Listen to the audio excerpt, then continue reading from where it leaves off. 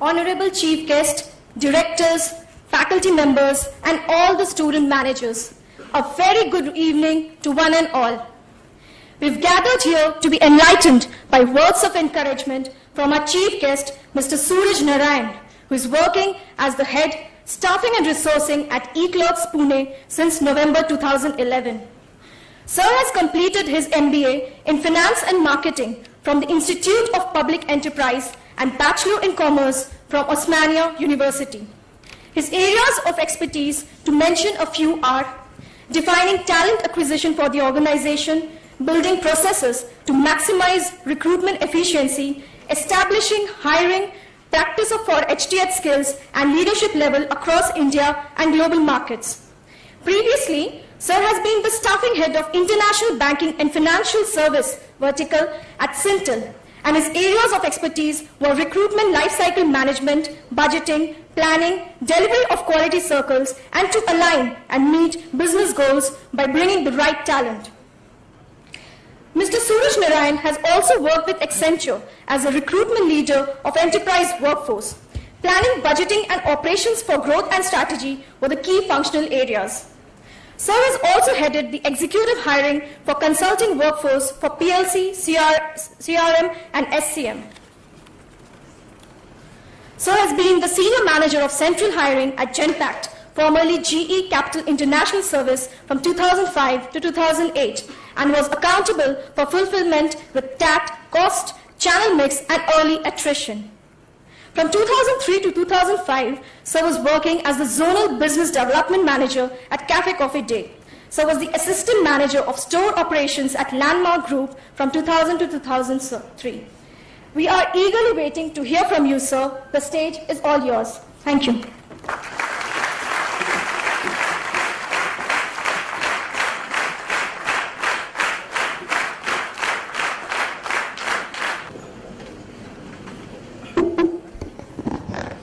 Hi everyone, am I audible? Everyone up there? So that was a long introduction for me. I don't know whether I deserve that, but yes, everything which you heard was true. I did work with so many companies.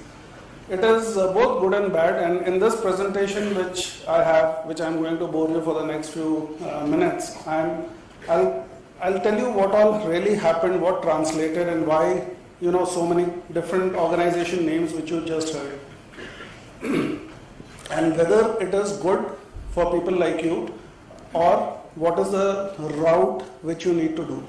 I think this is an orientation session for all of you. Most of you have joined this college, very prestigious college, and you're planning your next 2 years.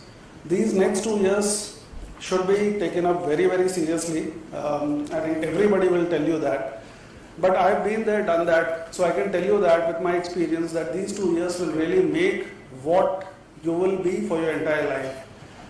So we know how the education system works in India. A lot of times, we study just before the exams and we can pass our exams. But those days are over really. The next 2 years, you will be grilled. You will be grilled in not just your curriculum, but also a lot of projects which you will be involved with, a lot of different kind of case studies, in fact different kind of methodology to study, which you may not have done it so far, which you will be exposed to. And you should give seriousness to everything. These 2 years will decide what you do for the rest of your life. So don't take it lightly. My message to you is very, very clear, that be absolutely truthful to yourself in these 2 years. Decide what is going to be the best for you and work very hard towards it. I will give you a framework, a so-called framework, which will help you plan, which will help you relate to what is going to happen. And I'll also add in some of the anecdotes from my own experience and from my career so far. And believe me, this 1 hour or 2 hours of session can't really give you everything about career planning, but I will attempt to give you whatever I can. So you have taken an MBA course. What next? What does the MBA really mean? And what should you do in this MBA? So I have what it says, specialization matters. So you all will be specializing in one field or the other. And it really matters till the end, because you need to be domain experts, you need to understand what your interests are, you need to follow that, you need to present that in the best manner when the corporates come here to evaluate you. The only way you will be able to present yourself if you have clarity of what you want to do. Remember, what are you competing with? See, it is a very fierce world outside. You are competing with not just people in your classroom, you are competing, there's a college right across your college, and it's a very big college. There are a lot of colleges in Pune. In fact, if you just take Pune city alone, there are tens of colleges, hundreds of colleges, and all of them have hundreds of students. Take India as a country. You have lakhs of MBAs who you're competing with. So remember, who you need to benchmark with, and don't benchmark just amongst yourself. Benchmark against everybody in the country. Benchmark against, not just colleges which you can find about, but also look at colleges such as IIMs, the very top of the breed, and look at the various kind of offers which goes into these colleges, and see whether you are able to create a differentiation for yourself. Remember, you're competing. It's a very fiercely competitive world. When we come, and I was speaking to some of your professors just before I came into the session, I was telling them about a lot of colleges where we went to hire. We expected people to clear our threshold. We went with requirements of 10, 15, a lot of places, but we ended up hiring just about 5 or 6 of them, because, and places like IIMs, we could not find the kind of people we were looking for. So it is all about how you gear up to meet up with the competition.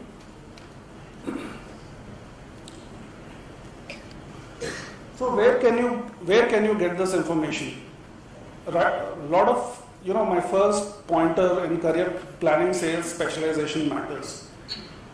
A lot of you have just joined. You will go through general courses in your first and the second semester, and it will help you decide your specialization. But remember that the work starts from day one, and you can get this information from your professors, from your seniors.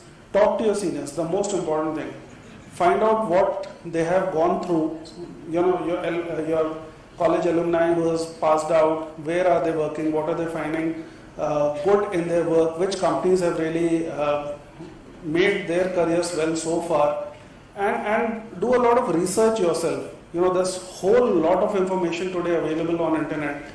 Do your own research and get this information in place. Finally, look at this. Corporates are looking for 3 major aspects. Right at the very beginning, I've written as communication skills. So please don't overlook that factor. Communication skills are important. Ability to think. And why that is important is I'll get back to you. And finally, domain expertise.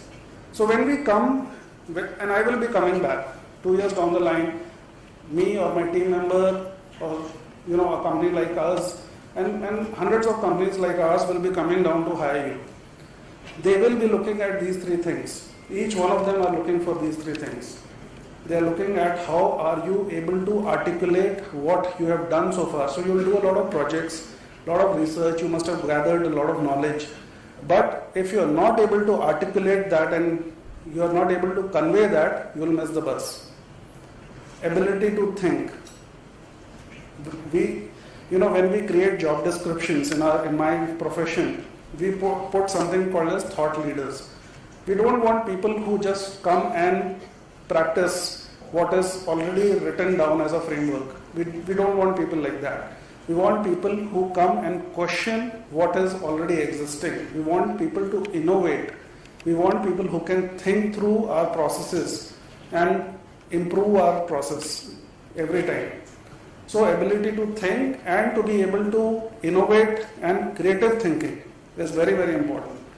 So spend time on that. And finally, domain expertise. So if you are taking a finance, you need to know what finance is all about. Or if it is marketing, you need to understand and be able to talk about it. If you are taking up, HR, everything around HR. And remember, you have to plan in such a way that you drill down what you are really wanting to do. So if you are not clear, if you are not able to think what you are going to do within marketing or within HR, then there is a problem. When we come, we are clearly looking for people who want. So, for example, eClerx, where company which I represent, we have financial services as a vertical. We do a lot of middle office, back office work for investment banking clients of ours. So, you must, if you want to apply for eClerx, you must have a convincing reason why you want to do that. Why investment banking middle office work? And I don't expect answers now, but you should, over a period of time, try to understand and evaluate your options. And it should lead, it should be a logical reason. It should be definitely out of your interest, and it should finally translate into what you really want to do for the next of your life. Because this experience which you gather as your first job, will create the platform for your next job. So that's again very important. I was delivering a lecture in one of the colleges a few months back, and we were talking about careers in finance particularly. So I asked the class as to what I asked some bunch of students as to what they want to become. One of them got up and he said, I want to work on the Wall Street. So I told him, Wall Street is a street. You can't work in Wall Street. So it's a place where you have NASDAQ, you have stock exchange. You need to identify a company for yourself. So he wants to do something in equity research, or he wants to probably do some become a stock trader, or he wants to do something in the equity market. But he hasn't identified what organization he is targeting. If he has chosen that is going to be his field, if he wants to do equity research, or if he wants to get into the capital markets segment, then he has to shortlist a few companies and decide that this is a dream company, this is where he wants to be, and he then chases his dream. So you have to be absolutely clear. So my last line contradicts what I had written. So I said specialization matters. Now I'm saying specialization does not matter. So my introduction, when we was talking about, I graduated out, when I did my MBA, I did it in marketing and finance. Today I'm in the field of HR. I'm doing a lot of people related work. But I'm also doing a lot of finance related work, because I'm measured on, I have to manage my own budgets. I have to define my cost metrics. So I need to have knowledge of a lot of stuff. And I'll cover this aspect as to why specialization does not matter later on. Because it is very important that you understand business, the business of business, the very core of business in terms of how business is done and what all goes into making that business successful. You'll have to, when you grow in your career, you'll have to look at your job as your own business, as an entrepreneur, and see how you can make it successful. How can you make it a successful role or journey for people under you, for people who you represent, and people who you are accountable for. And you have to take care of everything. You have to mitigate the risk. You have to ensure that you have your budgets in place.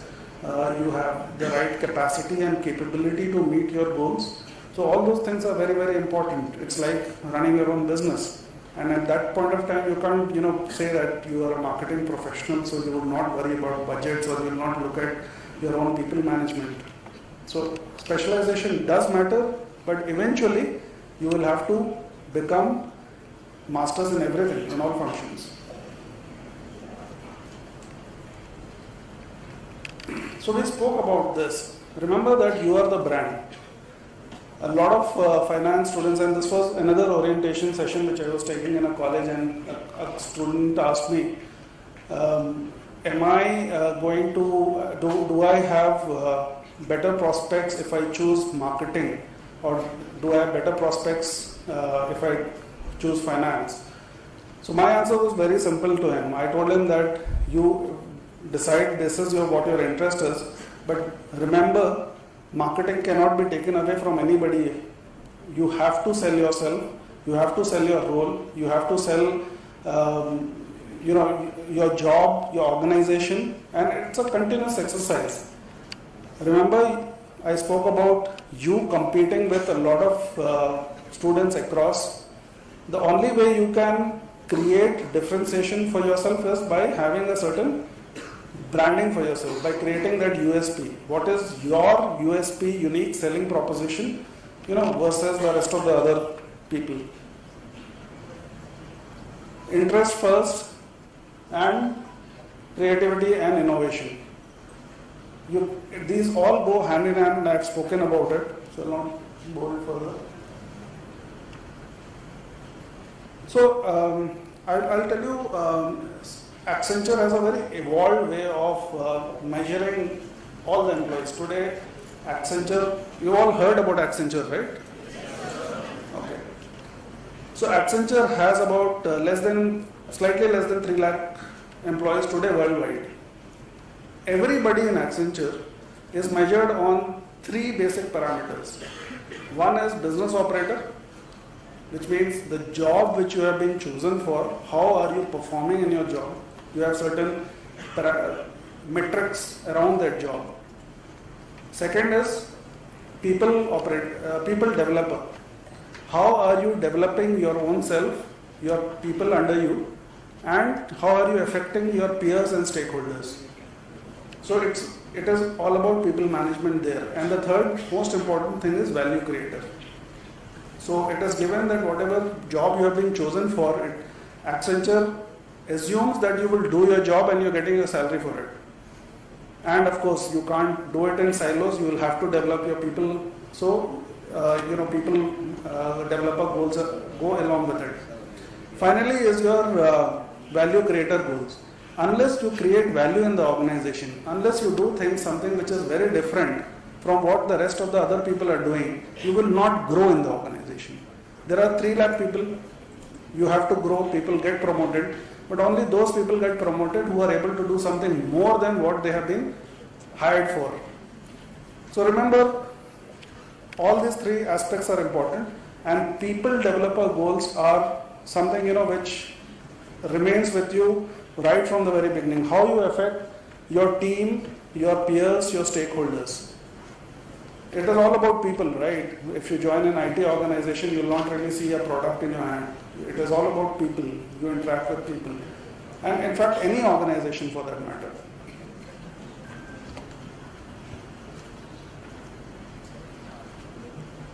Understand business. What do I mean by when I say understand business? Do an opportunity scan. What is going to be best for you? You may have a dream which is good. Is it realistic? Is it going to be rewarding enough? Is there a better opportunity for yourself which is unfolding and you might be just closing your eyes upon? Do a scan of what is happening. I was just discussing with some of your faculty members out here about how analytics is a growing field and how academic can partner with the industry to really come out with a solution, because there's a dearth of supply today. We don't have enough analytics professionals. There's huge demand for it. But people are not aware of the opportunities which exist in this sector. Investment banking today, the middle office and the back office work, there is huge demand in India. There is no institute which teaches the way US investment banking operation works. They all teach you how the Indian banking system works, but the way and all this business which we are getting, all this job opportunity which we are getting in companies like JP Morgan or Credit Suisse, they are all US or the way the Western world works. So there's a huge gap which exists today. So do an opportunity scan. Be ready for new kind of roles. By the time you graduate out, by the time you finish your post-graduation, there may be different kind of opportunities which will unfold. Keep your eyes open. Understand IT sector. Why I say that is, a lot of people today may want to have different kind of aspiration to get into a lot of, say FMCG sector, or they might want to get into the manufacturing or telecom or different kind of sectors which are throwing up. But remember, IT sector in India is a sector which is growing at a very fast pace. It continues to grow at a very fast pace and has the largest employment opportunity. You may start your job in an FMCG company, you may land up in an IT company later on. I work with companies like Lifestyle and Coffee Day. Today I work with Accenture and then Syntel, those kind of companies. And from my experience, I am telling you, don't. So how many of you here want to work with Infosys? Very good. All those who raise their hand, can any one of you tell me how does Infosys make money?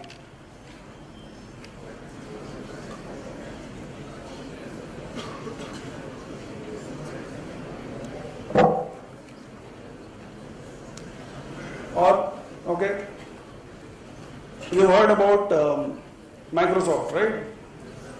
So the major difference between Microsoft and Infosys is that Microsoft is a product company. They have a product called as Windows. We all use Windows, right? Currently this presentation is also running on Windows, on Microsoft Office. So it is a Microsoft product. It's a product company. And Infosys is a services company. They have their products. They have a product, banking product called as Finacle. But by and large, it's a services company. Software services, IT services, that is what it does. All of you, those who raised their hands, said, want to get into a brand like Infosys, but if you don't understand how they make money, then there is a problem. You must understand business. You must understand how Infosys makes their money if you want to get into Infosys. Don't neglect BPO, KPO sector. There's a large gap today again in a lot of colleges where I visit. Nothing is taught about BPOs, KPOs. Some of them think BPOs is about night shift and calling and all that. I have made my career, I started with a different sector altogether, and I have made my career in the BPO, and now I'm in a KPO right now. So don't neglect this. It is a hugely rewarding, fast growing sector. It has a lot of opportunities in terms of learning, in terms of going to different countries to understand, how business is done in different countries, and give you a very rewarding. It is extremely rewarding monetarily as well. So even you might not want to get into a KPO or BPO, which is fine, but don't close your eyes. Understand how they make money, what their business is. Macroeconomics. It is very important. What is happening, what is trade deficit, when people talk about budgets and they talk about wars in different countries, that the petroleum prices are going up, right? Why is it going up? Anyone? Iraq, exactly. So you need to understand why a war is happening in a different part of the world and how is it affecting. And so similarly, politics. If Obama is elected again as a president, is it good for India or is it bad? And finally, it will affect your job prospects. FDI and retail sector. Who are the people who are investing in India? Walmart. It's an American company. You have so many different companies from Europe, from US. So everything. If you don't understand macroeconomics and you don't understand politics and how it affects the job opportunities and your career, then you're away from reality. I'm sure your professors will tell you, but I'll also tell you this: read Economic Times. Make it a habit Definitely read Economic Times. Don't spend, the time you spend on Facebook rather than, you can spend time on Economic Times, and it will do very well for you. It will do very good for your knowledge. Okay, this is a kind of theory which I have developed it myself. Now, I call it the order of work theory. So, there are 3 stages of work which needs to be done. Right now, the stage where you are, there is no escaping hard work. And I'm sure the kind of curriculum, the kind of schedule your college has, it will ensure that you do hard work. A lot of you will go through that journey in the coming months. But even when you land up in a corporate, you will not be able to escape this. Don't think that once you come out of the college, you get a job, you can go home at 6 o'clock in the evening, or you can have your Saturday, Sundays off and you can enjoy it. You will do all of that, but there will be days when you will work late nights. There will be days, when you are asked to work on weekends. You will have days when you are overburdened, stressed out. There is no escaping all of that. The only person, who goes through all this and who comes out successful, and that person is a hard worker. There is no escaping hard worker, and I'll explain you this further. So hard work is the first stage really. Let me tell you the entire thing. Now look at this pyramid. The pyramid is the hierarchical structure in a lot of organizations. So you have people at the entry level who are maximum in numbers. As you grow in an organization, managers will be always lesser than the entry level band. Above managers, you will have people like vice presidents or directors. They will obviously be much lower than the managers in an organization. And this is what the pyramid represents. Any organization has similar kind of a structure. So when you start your career, there is no escaping hard work. You have to go through the hard work route. Then comes a stage when you have spent some time doing that hard work and you have achieved a certain stage in your life. That is when, if you continue to do hard work, then there's a problem. Because you need to ensure that people under you do the hard work and you do smart work. That doesn't mean that you offload all your work on them. It means that you ensure that things which are given to you as a responsibility are executed in the most efficient manner. That is what it means. As a manager in an organization, you need to be smart enough to get things done with your team. And that is the time when you should also have work-life balance. If you will grow up in your life, you will 5 years, 10 years down the line, a lot of you will be married and you will have your own family. So it's important that you give time to your family as well. And if you continue to work late hours or you continue to work on Saturday, Sundays, your family will not like it. So it's important to even have that balance. Go home. That is the time when you should go home at 6 o'clock. So there will be a stage when you need to do that, but not without doing hard work. Finally, what work? As you grow at the top, you become leaders. What is the difference between a manager and a leader? You will all learn this. Well, in my words, a manager is somebody who manages very well, who ensures that any work which needs to get executed, he ensures that execution happens very well. He definitely is very good in execution himself. Without that, he cannot, ask other people to do that work.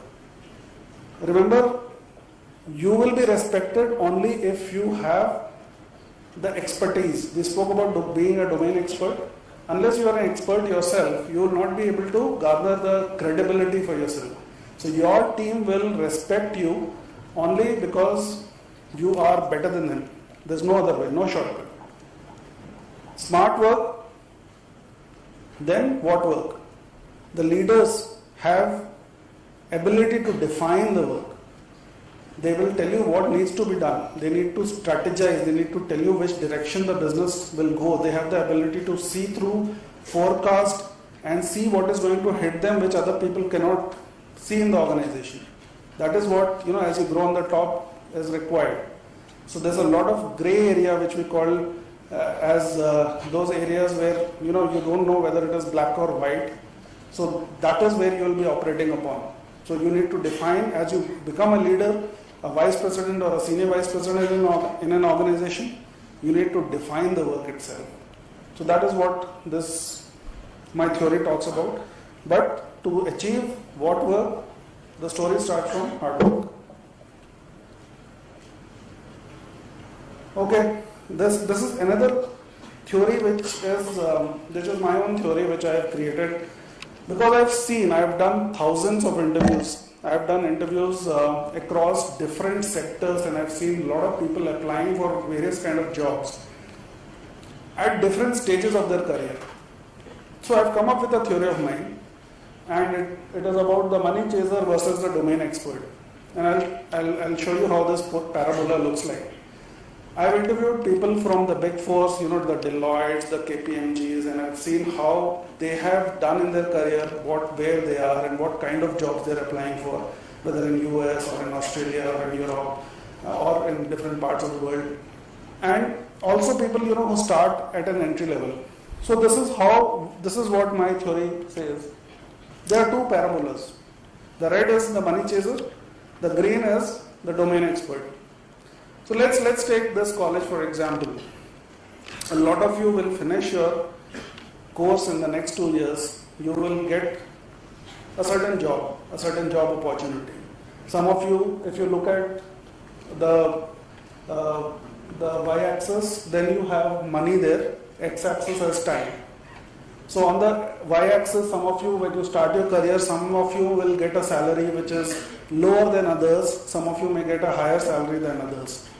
Somebody who chases money, what happens to him? Look at how his salary grows over a period of time.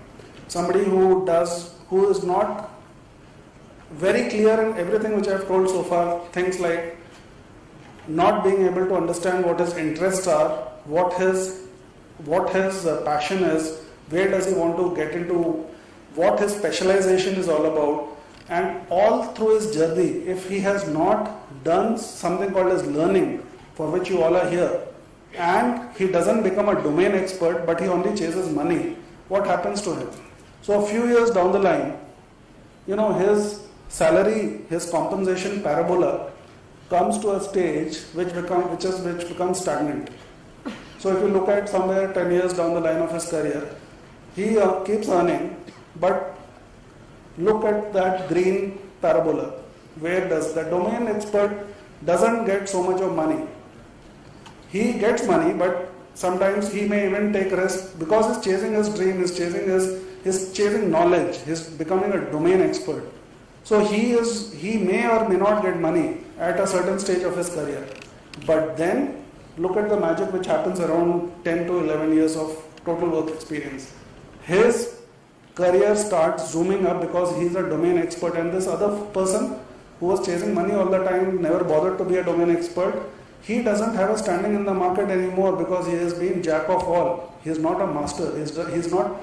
He is not somebody who has created a niche for himself. He doesn't have any USP to talk about. He has done X, he has done Y, he has done Z. He is not an expert in X to the power of whatever.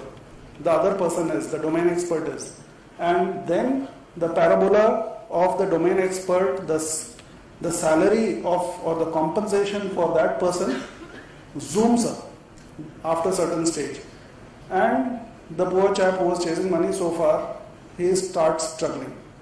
And they meet at a point, they both meet at a point, but after that point, majority of them see a sad story who have been chasing a money, but the person who was chasing knowledge, he sees a drastic growth in his compensation. So this is my experience. I've interviewed thousands of people and I've created this of my own. It doesn't hold good for everyone. By and large, what my experience has shown, this holds good. how to get your dream job. Have you even thought about your dream job? You all are here for your dream job, right? You're all here to get, you're in a professional course right now. You're not doing your, any other BA or BCom or any other course for the sake of it. You're here in a professional course and there is a certain outcome which is expected out of this course, which is to get a good job. Or some of you may start your own business, which is also fine. But you must, I will give you the secret out, how to get your dream job. Be truthful. Have high ethical values for yourself. This is very important.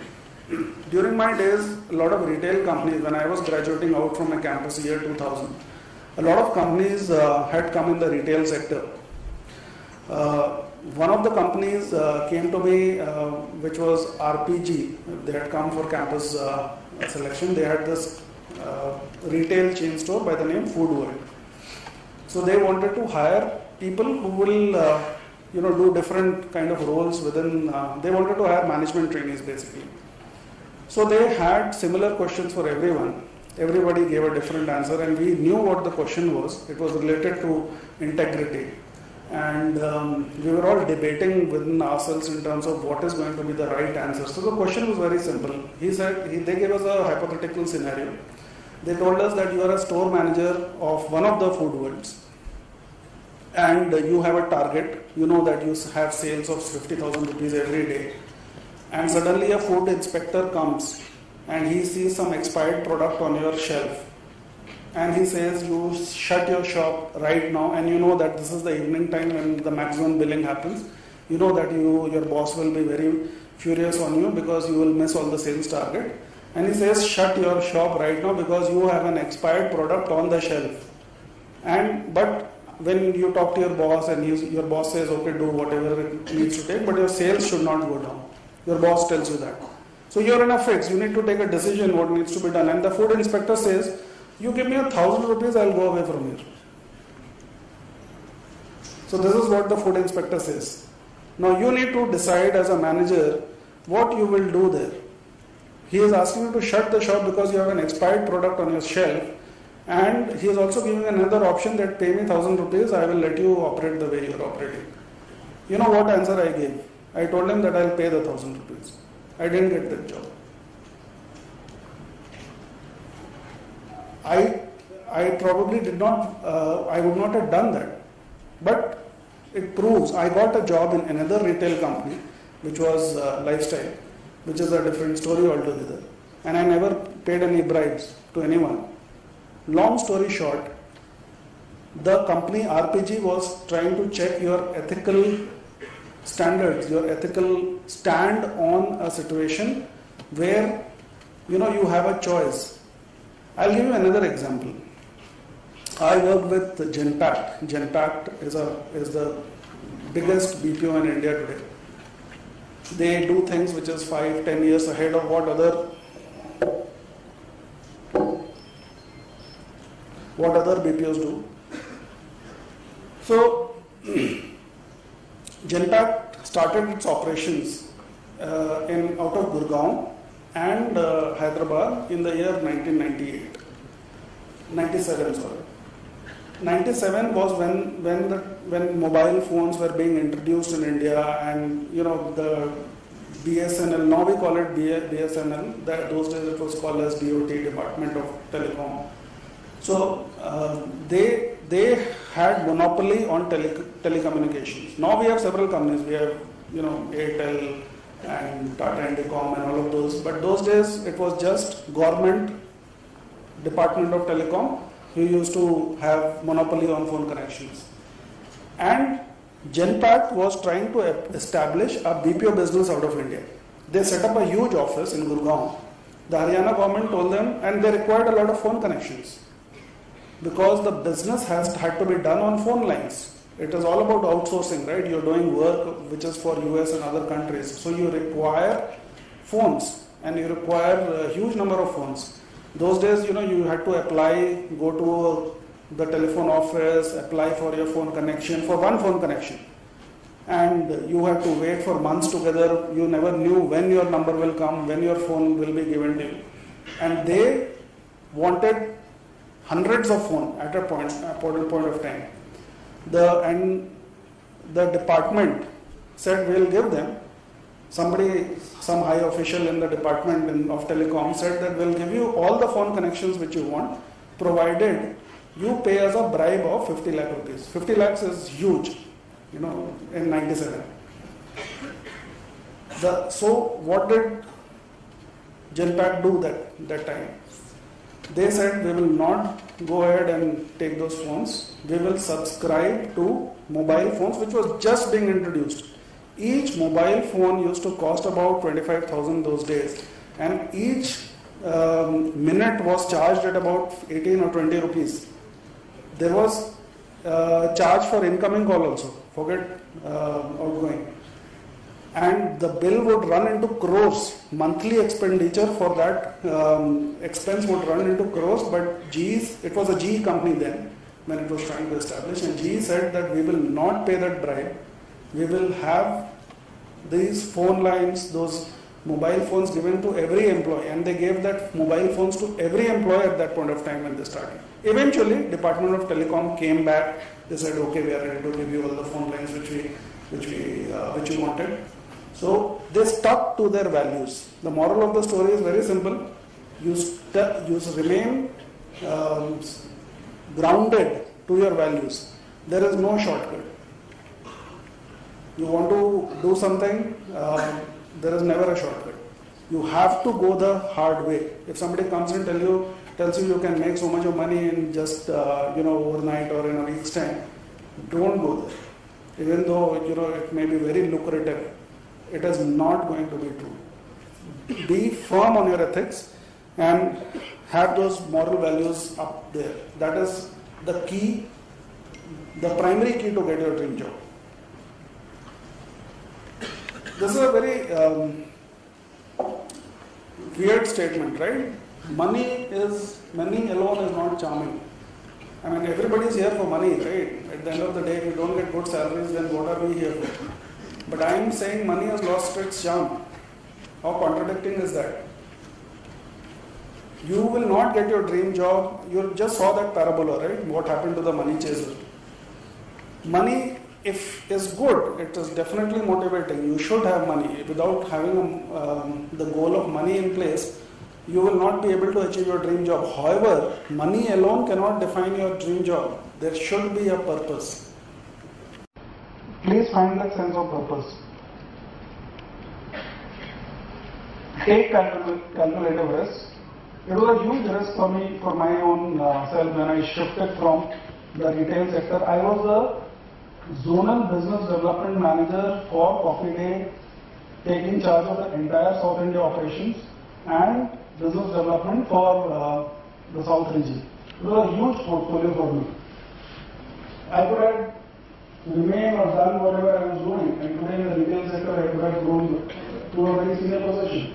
But this opportunity came in front of me. It was Genpact, and they were looking for somebody of my background. I took that plunge. Why? Because it was a sunrise sector. It had to do something which I had never done earlier. And it still had traits of some business development, network management, which I was already doing. The skill sets remained the same. I had to do negotiations, networking, relationship management. I had to do supply and demand, I had to work that out. So it was pretty much the same conceptually, but a different field, a different sector. I took that risk. I think it was a well-defined risk. A lot of my friends, a lot of my peers in the industry, they have done. Tomorrow when you get into, for example, we spoke about analytics some time back. Analytics as a sector, nobody is trained to handle that because we are not been doing analytics traditionally. So if there is a good opportunity which comes in front of you and you think you have an inclination to do things right there, take that risk, get into that. You will not be knowing that thing altogether. But take that word calculator very seriously. Continuous learning. Continuous learning is again very important. Whether you are in college outside of the college, there is a very small book by the name Who Moved My Cheese? Has anyone read that? Yeah, very good. If those who have not, I would recommend that you please read that book. It's a very short book, you can finish that in half an hour, but it has a very deep message. The moment you start becoming comfortable, you are in your comfort zone, things start going wrong. There's a complacency which starts setting in. Never get into the comfort zone. The moment you get into the comfort zone, that is when that downfall happens. Always try to explore, always try to look at what opportunities keep coming, and that can only happen if you continuously keep learning. Again, I'll take the example of Accenture. If the moment you finish 24 months in your current role in that organization, there is a huge pressure on you to start looking at different role within the same company. And the pressure becomes even higher if you are doing very well in your current job. Just look at the paradox in the situation. You are doing very well in your current job. In spite of that, there is pressure on you to change your role. Why? Because if you are a high performer, if you don't get opportunity, if you don't take a jump, or you don't learn something new within your current organization, you're most likely to take up a job which is outside. If you're a high performer, you will take up a job which is outside of Accenture. So Accenture has this philosophy that the moment you start doing very well in your job, take up a different role. And the pressure, so some of them do the role for 2 years, 3 years, 5 years also, but there is pressure, and eventually they take on a different role. And banking was completely new to me. E-commerce, analytics, everything was very new. But today I have excelled, I am doing it very well. Why? Because I have always tried to understand how they do business, and I have kept my eyes open in terms of ensuring that I keep learning. And the day I think I have learned enough, I will become the other mouse for those who have read that book. So read that book, Who Moved My Cheese. It will really tell you which mouse you need to be. Don't forget marketing lessons. You will all undergo marketing lessons in your first semester. Don't forget that for your life. You may be an HR professional, you may be a finance professional later on, but marketing lessons are very important, because at the end of the day you have to sell. When you go for an interview 20 years down the line or 15 years down the line, in an interview you are selling yourself. Remember that. It's a sales process which takes place. So you can't forget your marketing lessons. At the end of the day, you are a brand. This college is a brand. My organization is a brand. I am a brand. Each one of you sitting here is a brand. So if you forget your marketing lessons and you forget how to manage your brand and create your USP, it will become a problem. So don't forget your marketing lessons. Thank you. That's about it.